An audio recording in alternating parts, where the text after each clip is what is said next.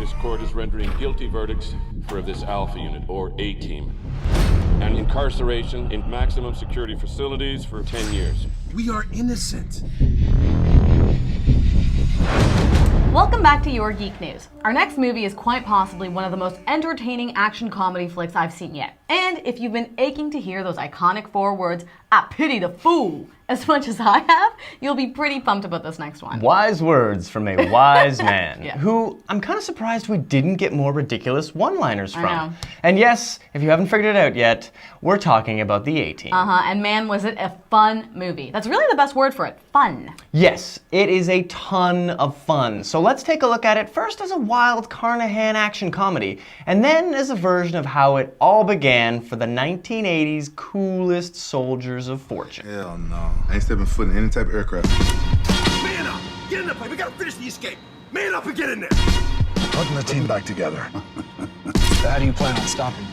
Don't sweat him. This just got exciting.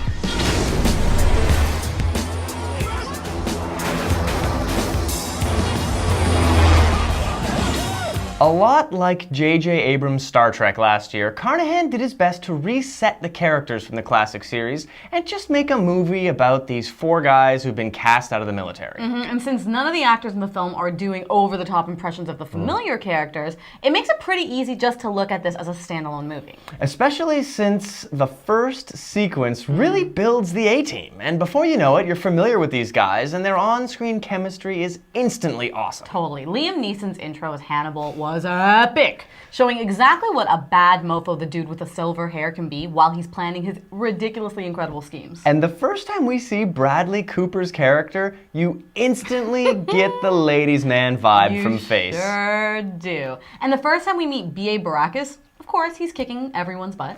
And of course, picking up a chopper pilot from the loony bin, great idea. Murdoch's intro was the craziest one of them all. Oh my gosh, what a classic. I love how loopy he is, and that part where he's hanging off the helicopter rotor.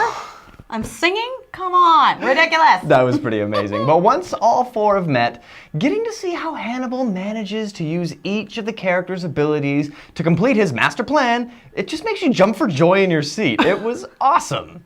At which point we jump to 8 years later and find out the boys are now in Iraq and have become an elite Alpha team. Now they play off of each other brilliantly at this point. They trust one another unquestioningly, and you can really see that a brotherhood is developed in these 80 missions.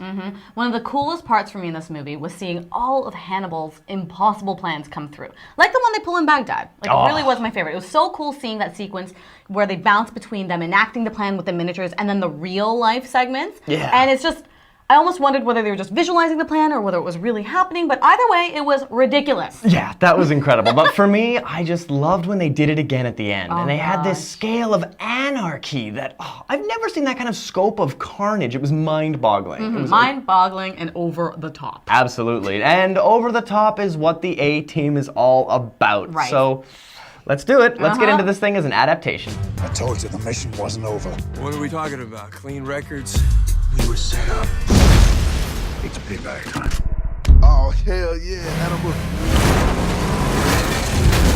Great, quirky characters, a real sense of brotherhood and camaraderie, and over-the-top action sequences woven into impossible plans. That is what the A-Team was all about. And the movie, it does a pretty good job of hitting each one of those points. True. Now, I can't get over how crazy Hannibal's plans were. Right. The movie had points that were way out there, impossible, but Carnahan made sure that he called it out right when the audience would. Totally. You know, there's a point when Murdoch basically gets a helicopter upside down. That does not work. But at that exact moment, the Mexican general says out of nowhere, "Do you see what he did with the helicopter?" And it's just like, Carnahan knows they're doing ridiculous things, but he knows that's what the audience wants to see. That's what the A-Team is about. Well, you know, I've got to say, I really enjoyed a lot of this movie. There's not very many bad things I can say about it, considering what it was, but I was a little perturbed when Hannibal loses his ability to make a plan. Like, it's like a superhero losing his power. I mean, fine, I know he was shocked to see General Morrison as the head Arab, blah, blah, blah, blah, blah, but Hannibal's always prepared. He always has a plan for where his plans take a turn. But you know what? All the characters kind of go through the exact same character arc, at least in that sense. Really? Well, okay, first up, ladies' man, Face, doesn't get the girl in this one. Like, he's starts out pretty much dejected by this chick. Then, halfway through, B.A. becomes a pacifist? Yeah, that's weird. And then, of course, in the last act, Hannibal loses his ability to make a plan, but in the very end, Murdoch feels sane. Each character has the same, oh no, I'm the opposite of what I'm supposed to be in the TV show. Yeah, that's so strange that they all reach this point. You have a really good point. They're total opposites of what they were in the TV show. What their characters were. You know, speaking of the characters, it was also neat to see this movie really was an origin story, to the point that we pretty much meet them before they even know each other. That is great. Yeah, you know, I was really surprised when B.A. Baracus and Hannibal meet and we're actually strangers. I was just like, really? You really don't know who he is? Yeah, it's pretty bizarre. And then when the three of them go and pick up Murdoch from the mental institution due to the intel that Hannibal gets from Joe Carnahan himself, which is a pretty fun cameo. Gosh. You know, the thing that really weirded me out about that was that you've got this moment where you have these characters that don't know each other, and you really are sitting there expecting certain things out of them. Because that's an adaptation. But then they simultaneously do the 8 years later, and then you get to see them exactly the way you want. So you have your cake and you eat it too. You get an origin story, and then you get the brotherhood. And, oh my gosh. You know, Rampage, I've got to say, he did a pretty good job embodying everything that Mr. T's characteristics are. I know he was the one person that we were a little concerned about being the non-actor, but I think he did a pretty good job. I mean, he wasn't over the top Mr. T, which was great, but he was B.A. Baracus. And really, in the show, B.A. Baracus was written for Mr. T. That's not acting. That's Mr. T being Mr. T.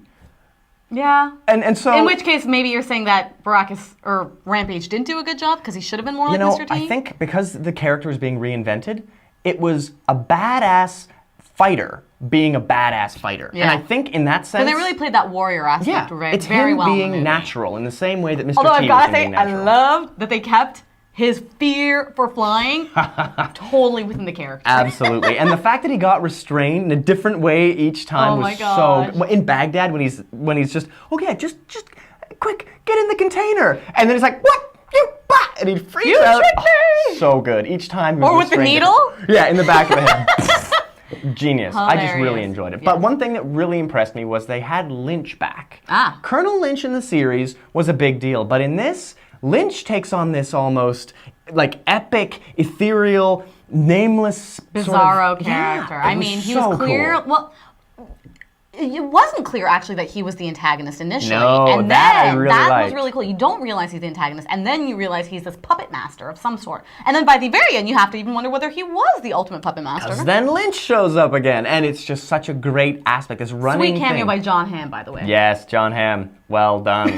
Very cool. And those Ranger tattoos, I thought that was kind of interesting. Yeah, you know, it was really interesting. I mean, I think the Ranger tattoos is the one aspect where you really saw that camaraderie and the brotherhood come through, and it was very palpable at those points because they like would see the Ranger tattoo and then just like stare at it with reverence. Stare at the person with reverence. It let you kind of jump into the idea that these guys kind of already know who they're dealing with. They can become fast friends because they're similar in that way. Exactly. That was very, very cool. But ultimately, the fact that this movie ended basically as the intro of the original TV show, awesome. So cool. So cool. It felt like we had spent 2 hours watching the intro to the show. You hear the narrator doing the intro to the TV show. So good.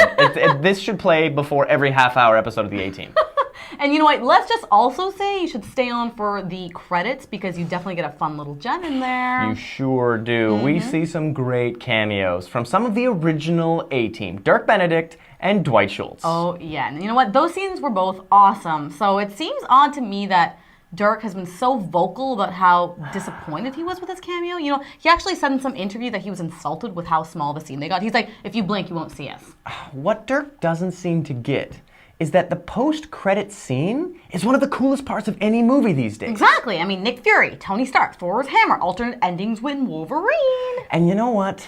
He's an old guy. Yeah. And he's kind of out of touch. So he doesn't really know what's cool and popular. You know, how could you not like that cameo? It was such a hero shot and so well written. I don't It was know. great. You know what? He didn't like Battlestar Galactica, so obviously Dirk's taste is in question. Very true. Best show ever, and he doesn't like it? Yeah, well. Fair enough. Anyway, remember to keep your eyes right here for a look at all your geek movies and all your geek games from the two geeks who always have something to say. And you can keep up with all our past previews and reviews and have your say on yourgeeknews.com. They are the best, and they specialize in the ridiculous. Give me a minute, I'm good. Light them up! Kill them all! Give my team an hour. We're unbeatable.